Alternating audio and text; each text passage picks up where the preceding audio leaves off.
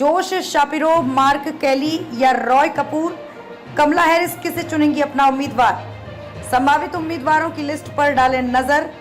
Joe Biden के राष्ट्रपति पद की रेस से बाहर होने के बाद अब डेमोक्रेटिक पार्टी से राष्ट्रपति पद की उम्मीदवार कमला हैरिस होंगी। अमेरिका में सत्तारूढ़ डेमोक्रेटिक पार्टी के कई बड़े नेता और जो बाइडेन ने कमला हैरिस को डेमोक्रेटिक पार्टी के राष्ट्रपति पद के उम्मीदवार के रूप में समर्थन दिया है। हालांकि अब सवाल है कि डेमोक्रेटिक पार्टी का उपराष्ट्रपति कौन होगा। रविवार को जो बाइडेन ने अमेरिका के राष्ट्रपति के रूप में फिर से चुनाव नहीं लड़ने का फैसला किया है। अब डेमोक्रेटिक पार्टी के राष्ट्रपति पद की उम्मीदवार कमला हैरिस हैं। पार्टी के अन्य राजनेताओं और कार्यकर्ताओं का कमला हैरिस को जमकर समर्थन भी मिल रहा है। हालांकि अब सभी के मन में ये सवाल है कि आखिर उनका उपराष्ट्रपति कौन होगा। कमला हैरिस के लिए कितना मुश्किल होगा डेमोक्रेटिक पार्टी के उपराष्ट्रपति पद का उम्मीदवार कौन होगा, इसका फैसला करना बेहद मुश्किल होगा। किसी एक का चयन करना डेमोक्रेटिक पार्टी के लिए इसलिए आसान नहीं होगा क्योंकि सभी उम्मीदवार इस पद के लिए सही मायने में बेहतर हैं। बता दें कि उपराष्ट्रपति पद का चयन आमतौर पर कई महीनों तक चलती है।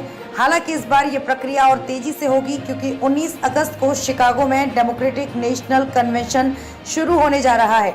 संभावित उपराष्ट्रपति पद के उम्मीदवारों पर डालते हैं एक नजर। इस बात को लेकर अटकलें लगाई जा रही हैं कि कमला हैरिस अपने रनिंग मेट के रूप में किसे चुनेंगी।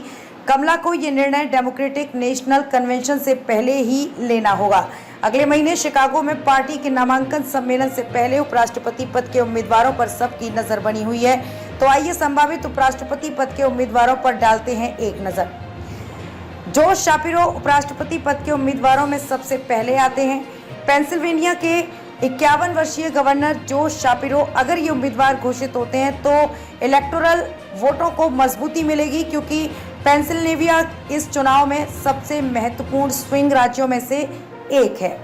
जोश शापिरो एक प्रभावी वक्ता हैं। उन्हें 2022 में गवर्नर चुना गया था जब उनका सामना डोनाल्ड ट्रंप द्वारा समर्थित एक उम्मीदवार से हुआ था। शापिरो ने पहले पेंसिल्वेनिया की अटॉर्नी जनरल के रूप में भी काम किया था।